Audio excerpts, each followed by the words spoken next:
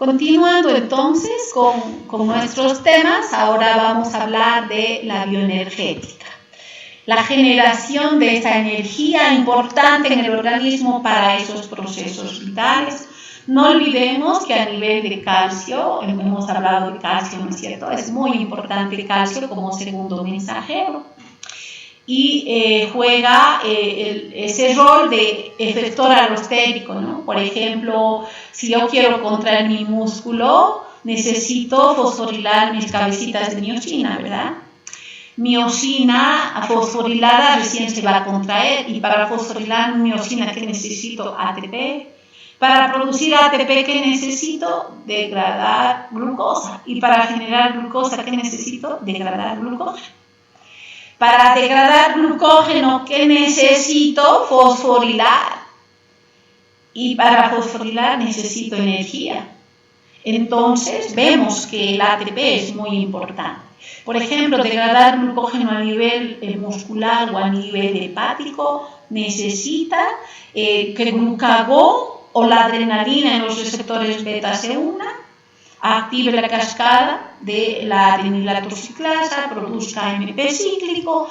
AMP cíclico va a ir a activar a la proteína quinasa A, quinasa A va a ir a activar a la glucógeno fosforilasa sinasa, su nombre lo dice, pero esta no se activa si no hay calcio. Calcio se une, hace el efecto alostérico, transforma en la forma relajada la fosforilasa sinasa y esta recién se fosforila y se activa. Y así activa, va a ir a fosforilar a la glucógeno fosforilasa y eso empieza a recién degradar el glucógeno. Entonces, estoy hablando en este ejemplo del metabolismo del glucógeno. Lo mismo en la vía glucolítica, ¿no? La glucosa para degradarse tiene que fosforilarse, transformarse en glucosa 6-fosfato a través de la hexocinasa o glucosinasa, y eso que necesita ATP.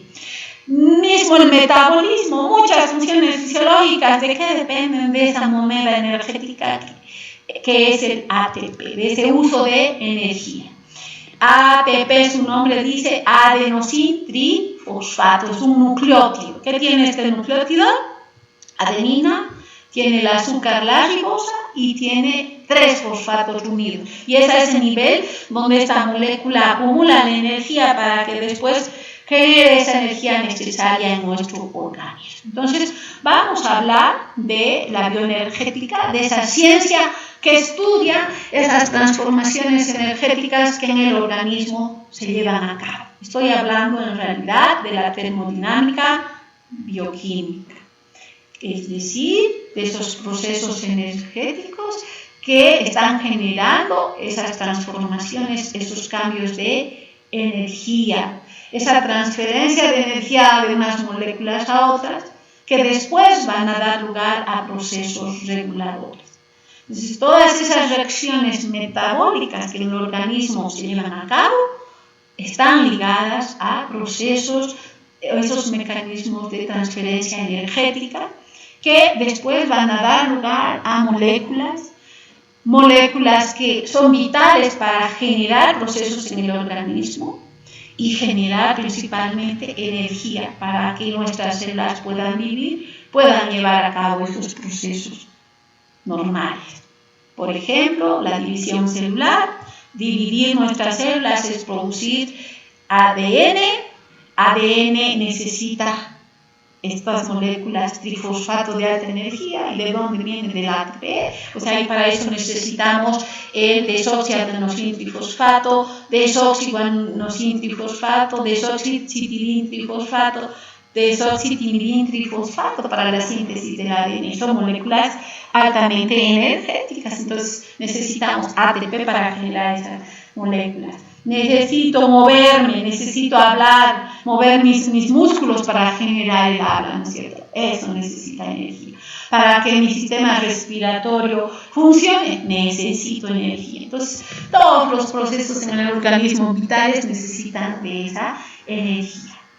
Y de esos cambios energéticos, cuando nosotros hablamos, estamos hablando de los cambios de energía interna en nuestro sistema. Me he ido al otro lado.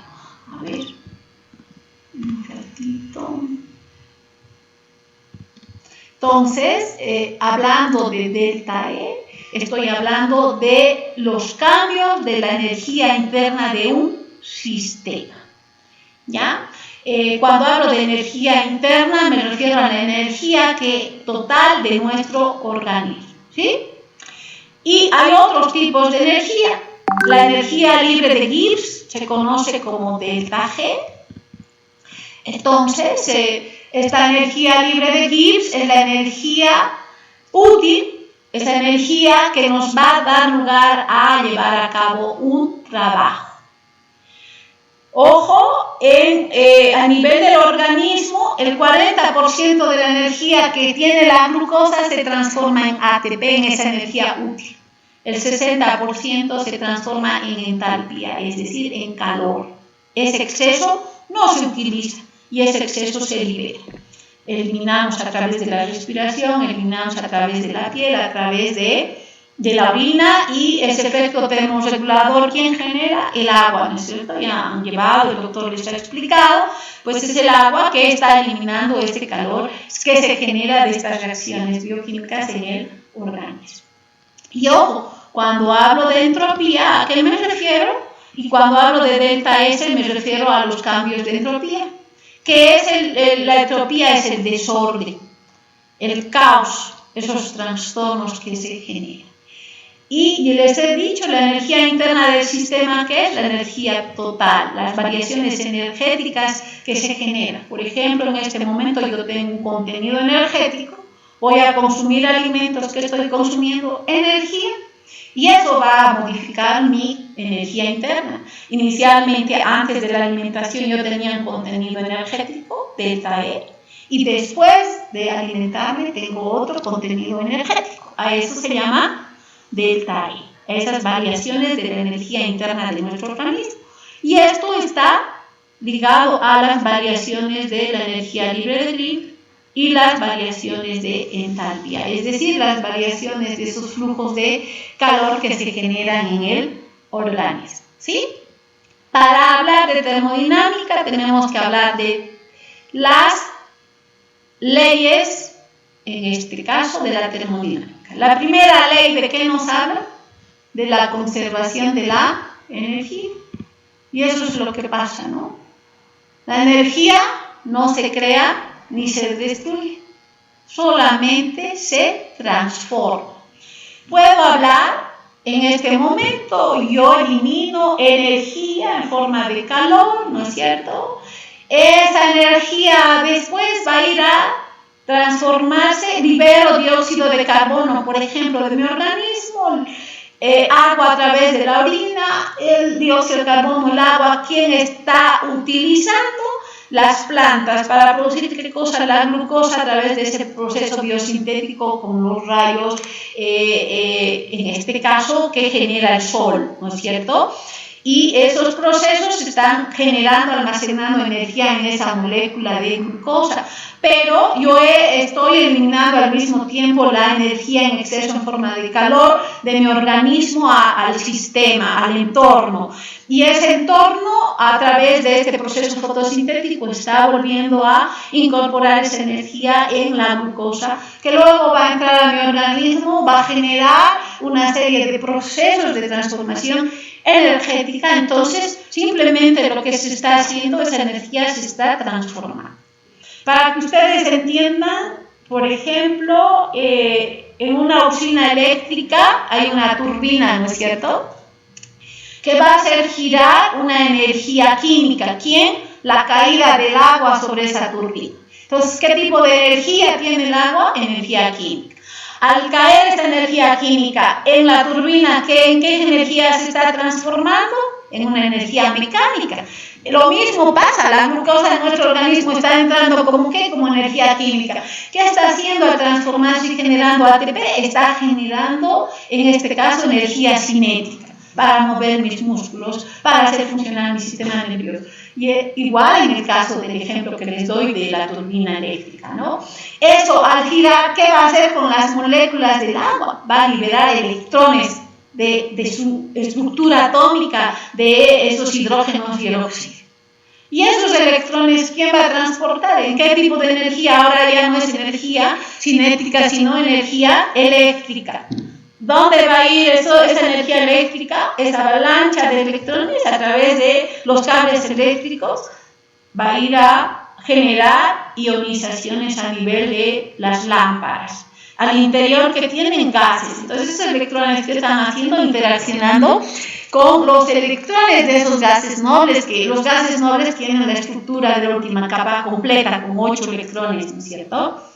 Hay neón, argón, dependiendo, y eso que va a ir a generar ionizaciones, y esa energía eléctrica se está transformando. ¿En qué tipo de energía, chicos? ¿Qué es lo que vemos cuando encendemos un foco? ¿Qué energía es? Energía calorífica. No, luminosa. Luz, ¿verdad? Entonces, ahí estamos viendo en el ejemplo que diferentes formas de energía se están transformando en otras para generar otro tipo de energía. Y a eso se refiere la ley de la conservación de la energía. Entonces, la energía no se crea ni se destruye, simplemente se transforma. Esa es la primera ley de la termodinámica. Y esto está ligado a ¿qué? A Q. ¿Qué es Q? El calor del sistema. ¿Y qué es W? Es el trabajo que realiza el sistema. Esa es la energía interna. Y cuando hablo de variaciones de energía interna, es la energía de un estado inicial y la energía de un estado final. Y la resta entre las dos energías es la variación de ¿qué cosa? De la energía interna. ¿Está claro? ¿Sí? Sí, doctora. Ya. ¿Qué dice la segunda ley? Nos habla de la entropía. ¿Qué era la entropía? El grado de desorden de un sistema. Entonces, yo voy a tener en este momento un grado de desorden, pero después de hacer ejercicios, ese mi grado de desorden va a ser mayor o menor, chicos. Mayor. Mayor, doctora. ¿No es cierto? Mayor. Ahora, si soy un niño y me comparo con un adolescente como son ustedes, voy a decir ya un adulto de 25 años. ¿Cuál de los dos tiene una entropía mayor? Su desorden es mayor. ¿Y por qué? ¿El niño o la persona de 25 años? ¿Ah? ¿Cuál sería? La persona de 25, doctora. No, es el niño. ¿Alguien me podría decir por qué? Porque realiza más actividades. No, porque el niño está en constante cambio, está en crecimiento. Su sistema es más desordenado. En cambio, yo tengo 25 años, que feliz, ¿no?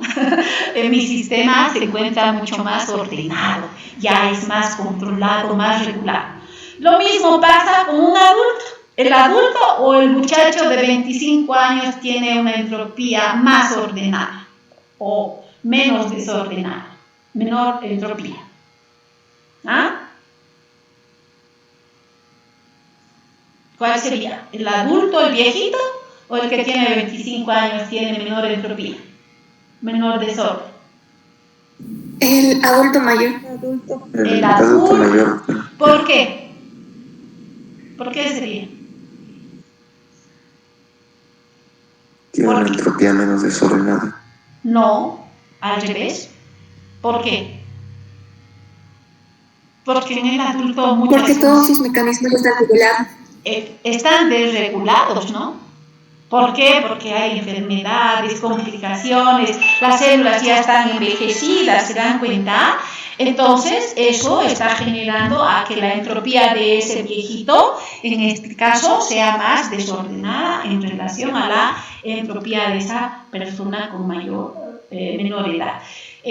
Yo creo que con estos ejemplos han comprendido lo que es entropía, ¿verdad?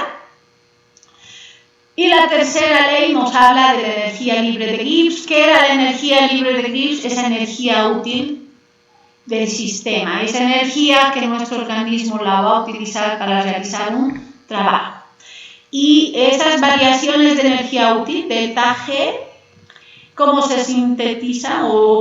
En relación a qué están, a las variaciones de entalpía, menos la temperatura por las variaciones de entropía. Entonces, eso da lugar a ¿qué? Esa fórmula a la energía libre de Gibbs, esa energía útil que va a llevar a cabo un trabajo. Y si ustedes van a ver, en las reacciones bioquímicas vamos a tener delta G positivo, delta G negativo. Y si tenemos un delta G negativo, ¿qué me está diciendo? Que mi reacción está liberando energía. Entonces, ¿qué tipo de reacción sería? ¿Exotérmica o endotérmica?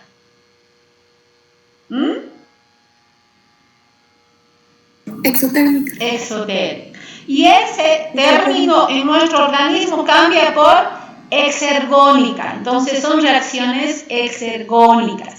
Esas reacciones, ¿qué están haciendo? Produciendo energía. Por ejemplo, cuando el fosfonol piruvato en la vía glucolítica se transforma en piruvato, esa reacción es exergónica porque directamente ya fosforila el ADP y produce ATP. Esa es una forma de producir energía a nivel de sustrato, ¿ya?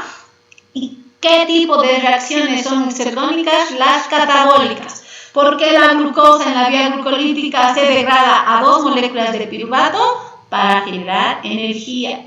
En conjunto, esas reacciones de la vía glucolítica catabólica, que es una reacción exergónica. ¿Por qué? Porque ¿qué está haciendo? Produciendo energía. Al contrario, en la primera reacción, cuando glucosa se transformaba en glucosa 6-fosfato a través de la exocinasa, que utiliza ATP. Y esa reacción es endergónica. Es decir, ¿qué es lo que está haciendo? Está usando energía. Y podemos concluir aquí en conjunto qué es lo que utiliza en mi organismo la energía que produce el catabolismo, el anabolismo. Y cuando hablo de anabolismo, ¿de qué estoy hablando? De biosíntesis. Entonces, para la biosíntesis, las moléculas que necesitan ATP, necesitan coenzimas reducidas, y eso que está generando, pues, la degradación de moléculas a través de ese proceso catabólico. En conclusión, el catabolismo es exergónico, el anabolismo es endergónico, ¿ya? Bueno, esa energía que está concentrada en los nutrientes, como ya hemos visto en este caso, a nivel de la fotosíntesis, por ejemplo, que las plantas realizan en sus hojas, ¿no es cierto? La clorofila se va a encargar de llevar a cabo ese proceso fotosintético juntamente con, un momentito, se me está pidiendo la batería, juntamente con los rayos solares, el dióxido de carbono y el agua, ¿no es cierto? Esa energía química que se ha concentrado en esa molécula de glucosa, nosotros a través de los alimentos, diversos alimentos, vamos a incorporar.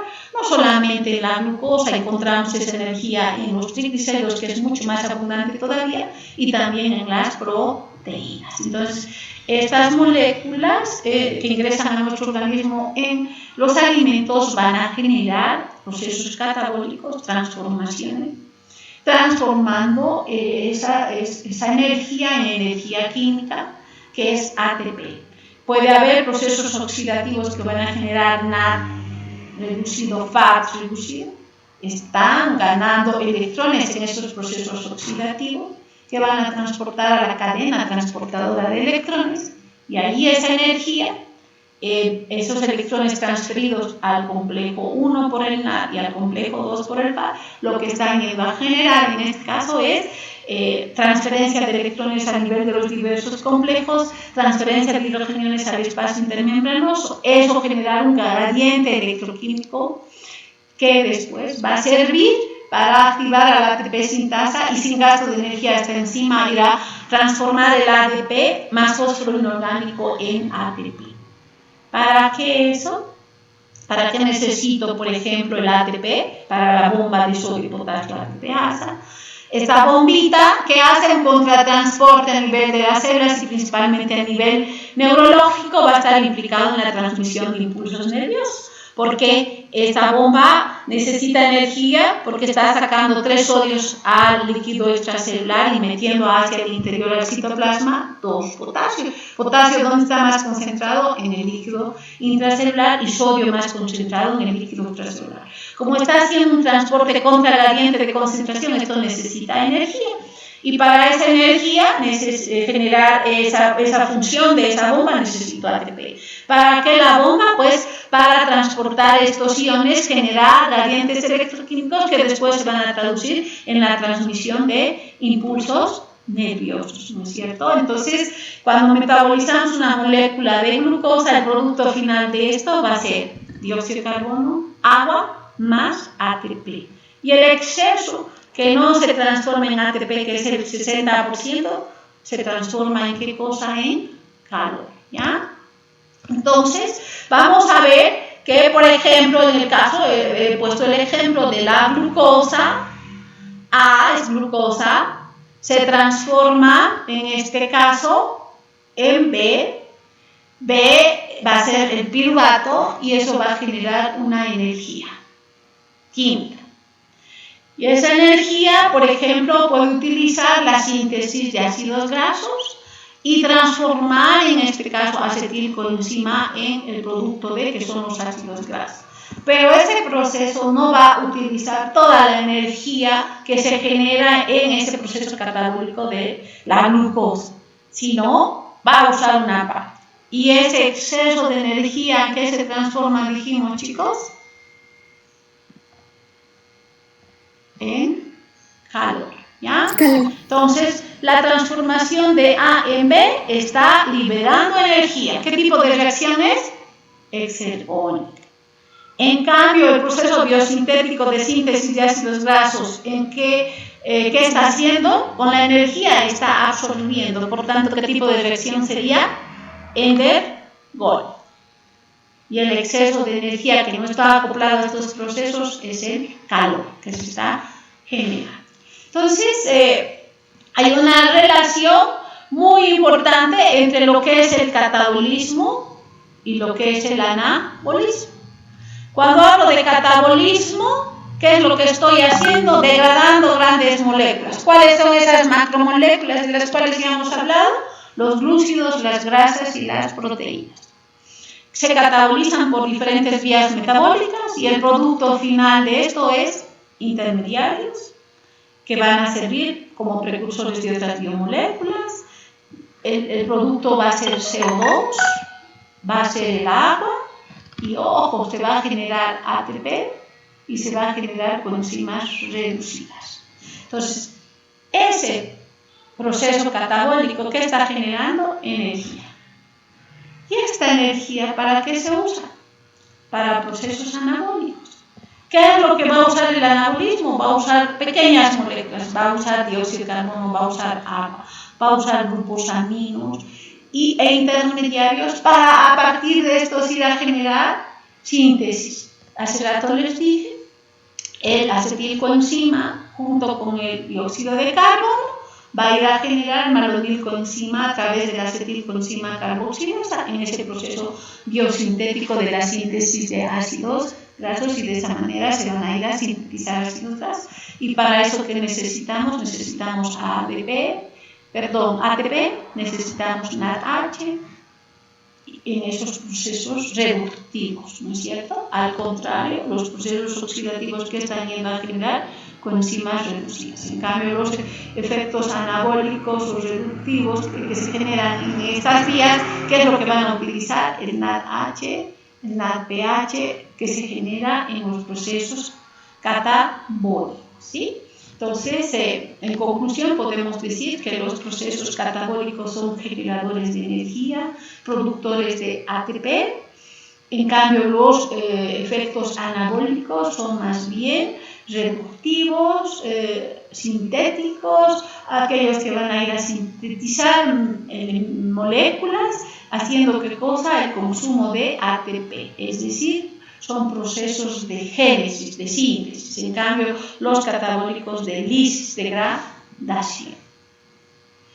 ¿Y cuál es el nexo entre estos dos procesos? Como acabamos de mencionar aquí, el A ATP, ¿no es cierto? Es la molécula que va a combinar el anabolismo con el catabolismo. Entonces, degradación es catabolismo. Muchas moléculas se degradan, proteínas en aminoácidos van a terminar por desaminación liberando el grupo amino, por transaminación, y la parte carbonada va a entrar al ciclo de Krebs, y el producto final de esto, ¿qué va a ser? CO2, agua, más coenzimas reducidas, y estas van a ir a la cadena respiratoria a producir a través de esas coenzimas reducidas más ATP. ¿Es ATP para qué? Para llevar funciones vitales en el organismo, a activar los procesos biosintéticos de síntesis de neurotransmisores, síntesis de proteínas hémicas, síntesis de tantos ejemplos que podemos mencionar, ¿no? Mismo para ir a sintetizar las bombitas de sodio, potasio, ATPasa que necesitamos, aminoácidos. Esos aminoácidos van a servir de base para la síntesis de esa proteína, que en este caso está cumpliendo ese rol de ser una proteína transportadora, ¿no? Y hablando de esa molécula altamente energética, la principal, ¿cómo se llama, chicos? ¿Qué nombre recibe? Nuestra moneda energética, ¿qué nombre recibe? Adenosín. ¿Qué base nitrogenada tenemos ahí? La adenina. La adenosina. La adenina. No, adenina. Adenina unida a la ribosa es un nucleósido. ¿Cómo se llama este nucleósido? Adenosina. Y si este nucleósido se une a un solo fosfato, va a ser, ¿cómo se va a llamar? ¿Ah? Adenosín monofosfato. Adenosín monofosfato. Se une a dos fosfatos. Adenosín. ¿Qué nombre recibe? Difosfato. ¿Y si se une a tres? En este caso, tres fosfatos, ¿cómo se llama? Sin trifosfato. ATP, adenosín trifosfato. Y si yo le agrego una D minúscula, ¿qué será? Eso es parte del ADN. ¿Qué es este nucleótido? ¿Cómo se llama? ¿Cómo se llama el ADN? Ácido desoxirribonucleico. Entonces, ¿cómo se llamaría esta molécula? Desoxiadenosin trifosfato. Muy bien. ¿Qué no tiene en el azúcar?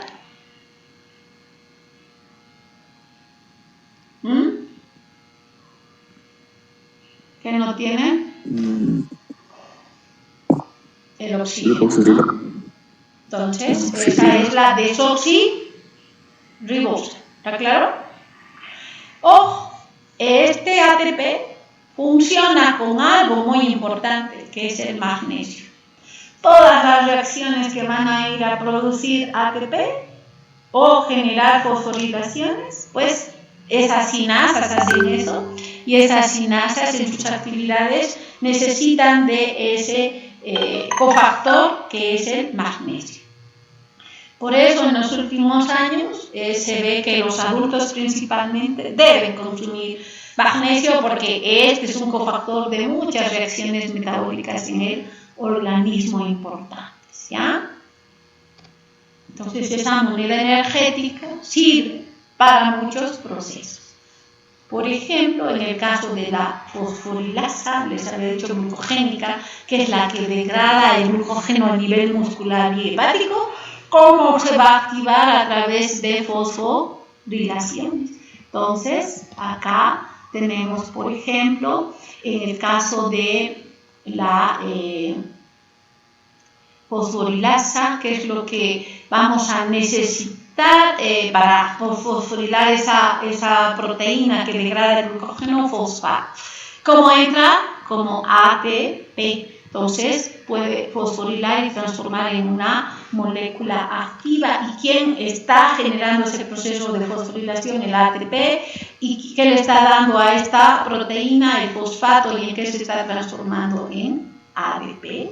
Luego, en otra reacción, este ADP puede recibir grupos fosfato de proteínas fosforiladas y transformarse en ¿qué? Por ese proceso de fosforilación nuevamente en ATP.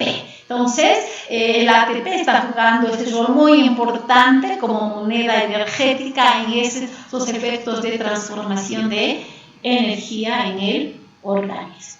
Igual que el ATP, hay otras moléculas nucleotídicas altamente energéticas.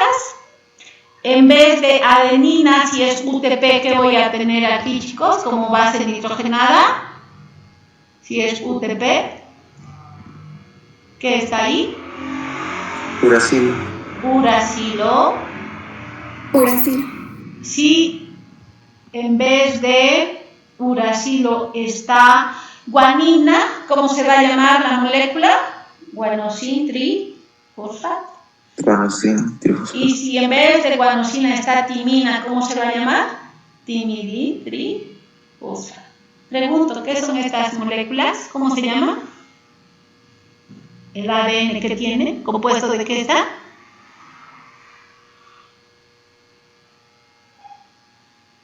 ¿Qué es esto? Base nitrogenada, más azúcar, más 3 moléculas de fosfato. Bases nitrogenadas. No, esta es la base nitrogenada. Bases nitrogenadas. No, falso. Esta es la base nitrogenada, esta de aquí. No sé por qué es una pena esto. No da, chicos, mi puntero. Algo pasa con esta computadora.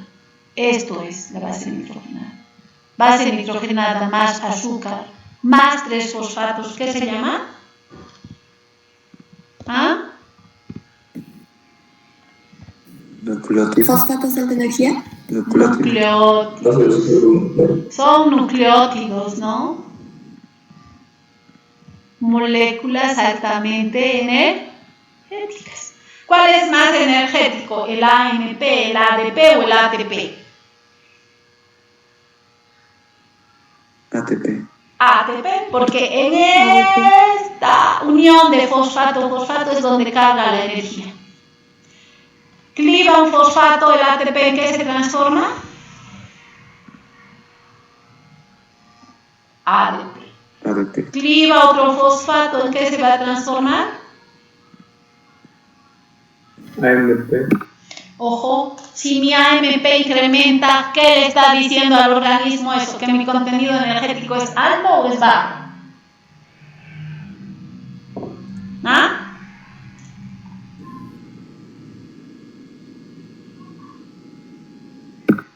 ¿Cuál sería la respuesta? ¿El contenido energético está alto o está bajo cuando incrementa la concentración de AMP? Bajo. Por tanto, el AMP va a ir a regular enzimas de la vía glucolítica y va a activar la glucólisis. En cambio, si hay mucho ATP, va a ir a inhibir enzimas de la vía glucolítica y se va a inhibir ese proceso catabólico generador de energía, que es la degradación de la glucosa. Entonces, han comprendido qué es UTP, qué es GTP, qué es TTP, ¿verdad? Nucleótidos trifosfato. Si se desfosforilan, ¿qué producen? Nucleótidos difosfato. Y si se sigue desfosforilando, nucleótidos monofosfato. ¿Sí? ¿Qué preguntabas? ¿Cuál iba a ser entonces el nucleótido más energético? Esa parte se me entrecortó. ATP, las formas trifosfato. ATP, GTP, UTP, TTP, CTTP. Citidin trifosfato. ¿Está claro? ¿Sí? ¿Cuáles son los nucleótidos más altamente energéticos? Las formas trifosfato. Más que los difosfato y mucho más que los monofosfato. ¿Está claro? Bueno, ¿cuáles son esos procesos celulares a través de los cuales nuestro organismo genera la formación de ATP? Hay varios procesos, uno de ellos, el más importante, es la fosforilación a nivel de sustrato. Cuando yo digo fosforilación a nivel de sustrato, van a haber sustratos que al transformarse en productos, directamente van a ser altamente energéticos, van a hacer que el ADP se fosforile con el fósforo inorgánico y produzca directamente el ATP. Entonces, en las reacciones enzimáticas, cuando hay sustratos altamente energéticos, esto directamente hace la transferencia al ADP y produce de fósforo y produce ATP. A eso se conoce ¿con qué nombre, chicos? Fosforilación a nivel de ¿qué? Del sustrato. De sustrato. No olvidemos que en la glucólisis hay procesos óxidos reductivos, oxidativos principalmente. Si hay procesos oxidativos, esas reacciones que algunas deshidrogenasas llevan a cabo, ¿a quién están transfiriendo esos electrones? ¿A qué coenzima? Al NAD. ¿Y generando qué cosa? NADH. ¿Y este NADH dónde va a transportar esos electrones? A la cadena transportadora de electrones. Y el aceptor final de estos electrones, de estos procesos óxidos reactivos en la cadena respiratoria, ¿quién va a ser? El oxígeno. Se va a unir al nitrógeno y ¿qué va a formar? Agua. Lo voy a borrar aquí, no son dos oxígenos, un solo oxígeno, forma agua.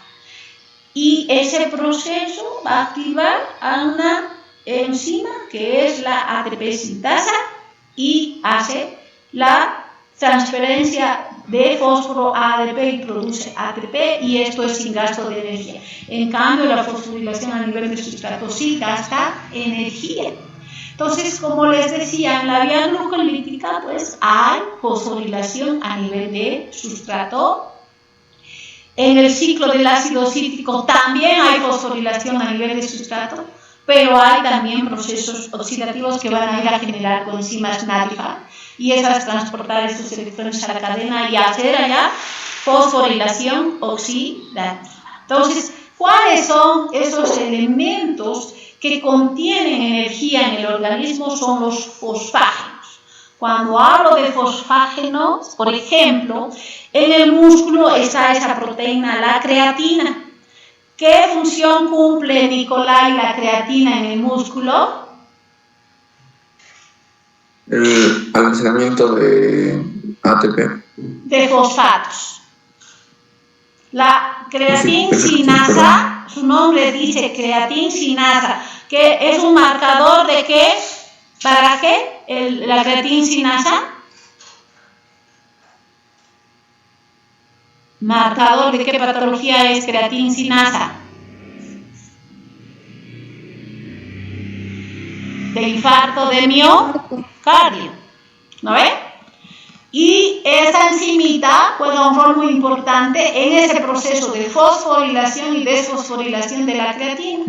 Y esta proteína, como almacenadora de grupos fosfato, ¿por qué los deportistas consumen la creatina? Por esa función, porque almacena fosfatos, y cuando yo hago un ejercicio intenso, esta proteína libere más fácilmente fosfatos y produzca directamente ATP. Entonces, en este ejemplo estoy mencionando a un compuesto fosfogénico, que es un compuesto almacenador de energía, ¿sí? Y dentro de lo que es el organismo hay muchos compuestos fosfogénicos de alta energía. Y voy a quedar acá, vamos a hablar con más detalle de esto a la próxima clase, ¿ya? Me tengo que ir ya al trabajo, no sé si hay preguntas, chicos. Hasta acá, ¿hay alguna consulta que deseen hacer sobre lo que hemos hablado? Sí.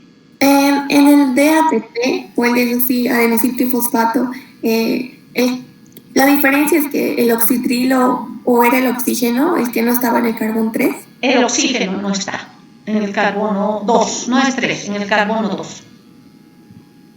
Gracias. Si vemos Doctora. Sí, si vemos la estructura, un ratito vamos a ver la estructura de la ribosa en el esquema. Fíjense, este es el carbono 1, este de aquí, y este es el carbono 2. Entonces, ¿dónde no hay oxígeno? En el carbono 2.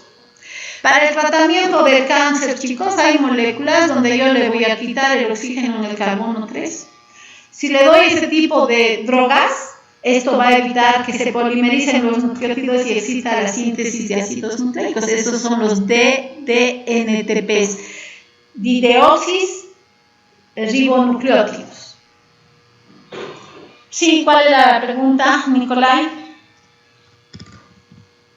Respecto a la creatina que consumen los deportistas, se les igual recomienda de que a la par de lo que consumen eso, tienen que tener una buena hidratación, a lo que entendiera por la acumulación de líquidos y demás, pero en este caso sería por la gran cantidad de uso del ATP, bueno, del ADP para transformación a ATP y mejoran su resistencia, ¿no? Pero en este caso... no olvidemos que la creatina es una proteína que se transforma, y tú sabes en qué se transforma y se elimina por el riñón, Nicolás, la creatina. Marcador de insuficiencia renal. ¿En qué? Sí, creatinina. Creatinina. Y la creatinina pues es dañina, y para mejorar su eliminación necesitamos consumir más agua. Esa es la respuesta. Necesitamos hidratar para que el riñón filtre mejor y bote la creatinina, porque si acumula va a generar daño, ¿no? Bueno, si no hay más preguntas, quedamos ahí, ¿ya? Sí, gracias, doctor.